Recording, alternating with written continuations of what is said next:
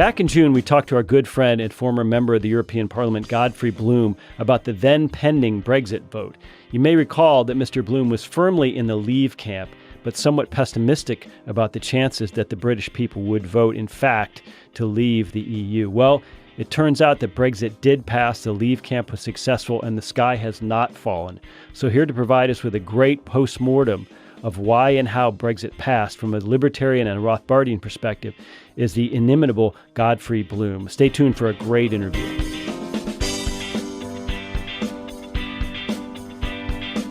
First and foremost, Godfrey Bloom, thanks for joining us. Welcome back to the show. Always such a pleasure and an honor indeed. Well, Brexit, although you were cautiously pessimistic, actually passed. The Leave camp succeeded. The sky has not fallen. Is there a hangover in Britain? Is there a residual ill will in the countryside? No, funnily enough, the reason I was pessimistic when we last spoke was the whole establishment was against us. I mean, the BBC, Sky TV, the political establishment, every single hand was turned against us. And I thought it would be too difficult to break out of that, the propaganda, the doomsday scenario. And blow me down, it was quite extraordinary. And it was driven by where I live, Yorkshire, Yorkshire was 70-30 in favour of leaving. This was very much a non-London thing. This was very much a shock to the metropolitan elite in London, who had to get maps out and find out where places like Yorkshire were. So we're absolutely delighted, and most of the country, there was genuine celebrations. I mean, people were going around shaking hands with each other. People were coming up to me in pubs, complete strangers, and shaking hands and saying, you must be pretty pleased, Mr. Bloom. And I said, well, so much you, mustn't you? And they said, yes, we are, because it did come as a little bit of a surprise. We didn't think we could rock the establishment, and blow me down, we have.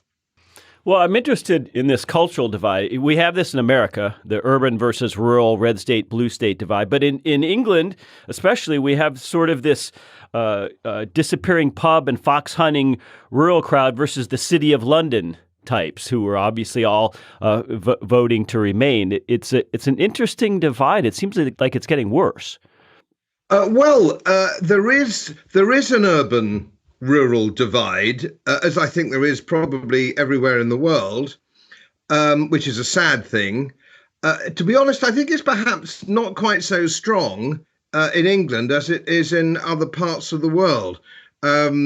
It's very much, well, I tell you what, in Scotland, for example, it's very much urban and rural. There's no middle ground. Whereas that most urban people, most people that live in cities have a little bit of a soft spot for the rural way of life, and they rather envy it in many ways. And that, of course, true in France.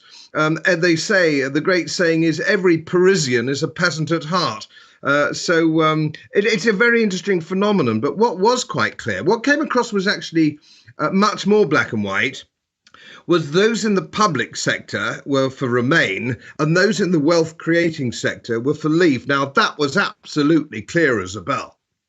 Did you notice or hear of Tony Blair's recent remarks in France that the British could still change their mind and the debate continues? There is amongst the political elite and the civil service elite a moment of state of denial. You have to bear in mind that, as I said before in the last, our last interview that we had together, the European Union is nothing to do with economics. It's fake. That was always a fake argument. It's a political ideal. It's a political dream. And that political dream started in the hearts of the political elite and the civil service elite in the late 1960s and early 70s. So those people now who bought into that dream are at the top of the civil service and at the top of politics. And it's more of a religion than anything else, Jeff. It's a religion. These people are deeply horrified and shocked and they don't quite know how to deal with it because it's suddenly their dream has been completely shattered, and it's been shattered by ordinary people. You know, this isn't a force majeure of some international political game. This is ordinary people who've rejected this political ideal, as they would have always done in 1972 when we went in, and 1975 when we had our referendum. We were told it was a common market. Common market was on the ballot paper. I voted for it because I'm a great free trader, and I wanted free trade with Europe, and that's what we thought we were getting. There was no question in 1975 that we were voting to be part of a European superstate. And of course, some of the smart people say, oh, well, if you'd read the small print of the Treaty of Rome, you'd have seen that. Well, we didn't. We believed in those days what politicians told us, that we wouldn't lose sovereignty. And Edward Heath, if you look at Hansard, which of course is our transcript of the House of Commons in the 1970s, Edward Heath said it would have no impact on our sovereignty. Extraordinary lie. Extraordinary lie, and admitted much later after the 30-year rule that he had lied. So this is quite an extraordinary thing. But also, it wasn't just Tony Blair, who's yesterday's man and deeply, deeply distrusted by the British public. He was an asset to us in the campaign because he's so awful. But more interesting is Gus O'Donnell, Lord O'Donnell, who was head of the civil service, who was saying very much the same thing. And it isn't possible, it has not been possible to be promoted in the civil service unless you were deeply embedded with this Europhilia. You deeply believed in this political dream. So the head of every single civil service department is also deeply shocked. And this to me is far more worrying than yesterday's men like Tony Blair. What do you think of Theresa May's actions today? Do you think she's serious about moving forward with the mechanical steps to negotiate a withdrawal treaty? Well, the jury's still out on this. We don't know. Nobody knows Theresa May particularly. She made a terrible dog's breakfast of the Home Office, but the jury's still out. Maybe she'll do better in this job. She hasn't got a particularly good track record on what she's done in the past, but let's give her some elbow room. She's got the head of Brexit, the Brexit ministerial cabinet, which is David Davis, who is my local MP, and I know very well. We have lunch relatively regularly, and we understand each other, we know each other, we respect each other. And he is a man of honour. He isn't a chancer politician. He's late in his political career now. He has nothing to gain by any chicanery, and he is trusted. He is certainly very much trusted on this. So we'll really have to see. But again, the thing that makes me slightly uneasy is this talking about negotiation. We're going to negotiate our exit. I've never heard anything so quite ridiculous. The European Union is a customs union. It's the last of its kind in the world. It's a complete anachronism. It was formed in something like 1952, 53. And if ever your members who might listen to this interview, imagine a 1952 or 1953 Studebaker. That's what we're actually doing, or phone or typewriter. We're dealing with something here which is deeply and hopelessly anachronistic. It's yesterday's idea, not even yesterday's, it's last month's idea. It's hopeless, and that's why it's not been working. It doesn't work for anybody, and other European unions are equally fed up with it. So she's talking about negotiating. Now, all she needs to do, Parliament needs to rescind the 1972 European Communities Act. That can be done in an hour. Can be done literally in an hour, and trigger Article 50, which everybody agrees legally she doesn't need Parliament to do. That can be done in 1 hour. So we don't know why the prevarication is. What is the point of prevarication? That we're trying to do a good deal. There is no deal. The deal's done. We're coming out. The people have spoken. We're coming out. And of course, if you look at the trade figures, if you look at the economic argument, the trade imbalance to the European Union, to the United Kingdom, is 80-20. We take 80% of their goods and they take 20% of ours. It's massively in their favour. We take 18% of France's wine production. Lord only knows what percentage of German automobiles we take. It's huge, as if any of your members who visit England can see. Every second car is a German car. So any suggestion that we have to negotiate our way out is fundamentally absurd. And a lot of people in the pubs and clubs of England saying, what is it she wants to negotiate? What is there to negotiate? We leave. They can knock on our door politely, and we may or may not see them over a cup of tea. We might give them the time to make their case to get a deal out of us. We don't need a deal out of them. We're the customer. Well, it's interesting because The Guardian seems obsessed with this idea of freedom of movement and that there's no way that the EU will allow you access to the single market, another obsession. To have access to the single market, you're going to have to agree to freedom of movement with between the UK and the EU. Well, again, you see, it's absurd. And of course, everything that The Guardian writes on any subject from the environment to the European Union is absurd, bless their cotton socks. They're rather fun and they mean well, but they're not of this planet. So all that, of course, is complete nonsense. What are the Germans going to do if we don't agree to free movement of labour? Are they going to stop selling us BMW, Mercedes, Volkswagen? Are they going to stop selling us? Are the French going to say, I'm sorry, you can't have any more of our wine? Have you ever heard of anything quite as ludicrous? Only the left-wing press can come up with this sort of buffoonery. So I'm afraid, no, it doesn't cut any mustard with me, and it doesn't cut any mustard with the people who voted out. They're getting a little bit distrustful. They're getting a little bit annoyed. I want to see a schedule. People want to see a schedule. When are we triggering Article 50? And when are we rescinding the 1972 Act? Give us some dates, please, Theresa May. Give us some dates. Do you think that this kerfuffle with Apple and this tax bill that the EU Commission has presented them based on funneling a lot of their international profits into Ireland, do you think this kerfuffle is sort of assisting your cause? In other words, people are saying, aha, perhaps Brexit was the right thing to do. We don't want to be part of this morass. Yes, indeed. I think it is. People are going, goodness me. What on earth can this have to do with the European Union, which, of course, this is what the European Union is, and Ireland, where 80% of Irish trade is with the United Kingdom. And of course, they voted no. They voted no to the treaty, the Constitution, the Treaty of Lisbon. They had to be told to vote again, otherwise they'd be severely punished. And I think the Irish now will look across at us and they go, just a minute. It's a very sound base to go back to the United Kingdom and Irish agreements that we've had since time immemorial. They can still vote here, the Irish in the United States. Something of an anachronism, but they can. So their natural home, of course, is with the United Kingdom. The United Kingdom's natural home is global trade. We're a global trading nation.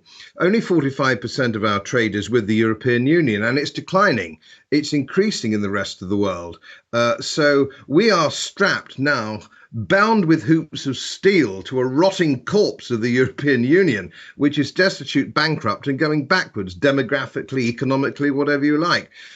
So, we need to get out. And we're not alone, I think the Czech Republic would want out. A lot of the French themselves are getting fed up. The Dutch are fed up. The Swedes are fed up. Ordinary people are now saying, just a minute, what are we getting out of this? And the answer is not very much. Well, another bullet dodged, of course, is the Eurozone itself. Don't you think now that the Remain camp are going to have a hard time arguing that in the long run this is bad for the British pound? Isn't this good ultimately for the pound? Well, it's an interesting phenomenon. The pound, the problem that the pound sterling has, and I've been saying this, of course, for a very long time, and Austrian economists understand it full well, is that we have the second biggest national debt in the world. It's growing at the moment by £5,000 a second. Our budget deficit runs at somewhere in the region of 60 to 70 billion pounds a year. It's completely and totally out of control. We're not alone on the globe on this. I mean, the United States is in exactly the same position, but it's very bad here. And this is the problem that we have with the pound sterling. And of course, we have Mark Carney, who's a maniacal Keynesian Bank of England governor, who, as soon as we voted for Brexit, for no reason whatsoever, immediately he taught the economy down. They were doom and gloom for the 10 weeks up to the referendum that we were all going to die. Our firstborn babies would be taken away from us, would be hit by meteorites, and a great plague would descend upon the land if we left. And so, of course, when we actually did leave, we voted for Brexit. I don't know whether he believed his own propaganda, but he then started another round of quantitative easing and rate reducing. Of course, the pound fell. The pound fell further, which is in nobody's interest at all, although you can't tell that to the average television producer who believes a falling pound is somehow a good thing, because one person in 100 might export something to, which is very unusual, but there we are. So people don't understand. They seem to think that a falling pound somehow helps us, which of course we know it doesn't. So that is our problem. And the other big problem that we have, of course, is that if the government is only going to replace Brussels with Westminster, we won't get the great benefit that we should experience from Brexit.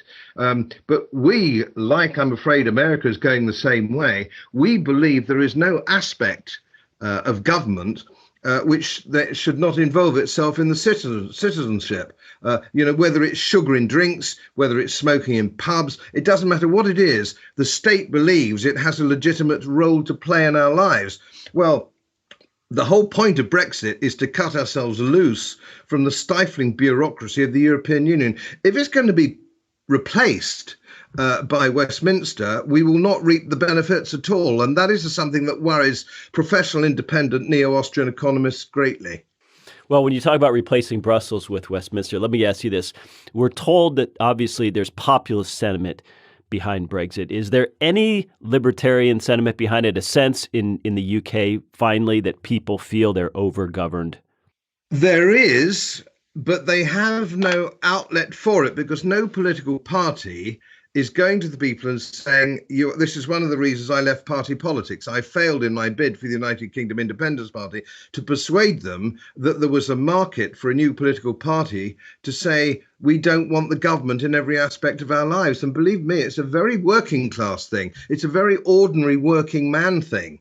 Not your lawyers and your bureaucrats and your public sector people who benefit from all this nonsense. It's your ordinary working guy who can no longer clean your windows because there's a directive that says he's got to have a ladder if it's over 15 feet, or if it's over 30 feet, he's got to have scaffolding to paint a third floor bedroom window. He can't change your gas cylinders because he needs a special European certificate, but he's been changing gas cylinders all his life. This is absolutely endless. I meet very few Americans outside the Mises Institute that really understand what the European Union was all about. I'll give you a couple of quick examples, if I may. We had our speed restriction signs were round about 2 feet wide, and they covered the country. And the European Union insisted that we complied with a directive that standardized right across the European Union. So we changed all our speed restriction signs across the country. We reduced them by 1/3 in size. Imagine the cost. Can you imagine the cost of that? Millions and millions of signs being replaced, metal signs. There's not one Englishman, probably in 10,000, who knows that was a European directive. There's also optics. If you go into the pub, it used to be 1/6 of a gill. If you asked for a single whiskey in a British pub, they'd give you 1/6 of a gill. But that wasn't good enough for the European Union. It has to be standardized across the whole of the European Union. So every single optic in every single pub had to be changed. There must be at least 6 optics in every pub. How much did that cost? It cost millions and millions and millions of pounds. So people in the referendum used to get into a bit of a stew about whether it cost us £1 billion a month to be members or £750 million a month to be members of this ludicrous organisation. It wasn't that at all. It's the cost of the implementing all these rules and regulations. That's what was the fiscal drag, and that was costing industry something like 50 or 60 billion pounds a year. That's going to be good, Jeff, if we get rid of that. But I've got a sneaking suspicion. I've never known politicians have a great deep-seated desire to deregulate, either here or in your great country. Godfrey Bloom, final question. UK is about 65 million people, so call it roughly 1/5 the size of the U.S. population-wise. Is there any lesson here for the U.S.? Is there any hope for Westerners and Americans specifically coming out of the Brexit vote that perhaps we can finally shrug off this tide of globalism and we can get back to a more decentralized approach? All I can do is I say I can hope so, but of course I'm restricted to the Americans I meet are of my kidney. They're all sensible guys, who I talk to. So it's difficult for me to assess Middle America. But I can't believe that most ordinary Americans aren't absolutely fed up with having Washington telling them what to do all the time about every subject. No American likes it any more than we Brits like it. We're actually both quite bolshy. We come from the same stock. So we're bolshy people. We don't like it. So we all want to see less government. But, even in your election that's going on at the moment, you've got two candidates, but neither of them are talking about cutting spending. They're just talking about how they can spend more money more effectively and how they can run your lives more effectively. They're not saying, vote for me and I'll get out of your face and bugger off and play golf. They're not saying that. They're saying, vote for me, I will manage you and your family more effectively. So there's huge divide against ordinary people, the electorate, and the politicians. It's a huge gap, and it's the same in North America, it's the same in Europe, and it's the same in the United Kingdom. We've got a long way to go yet, a long way, but this is certainly the first step. This is the first step on a very long and difficult journey. Well, we look forward to keeping up with you as this unfolds. Godfrey Bloom, thank you so much for your time. Ladies and gentlemen, have a great weekend.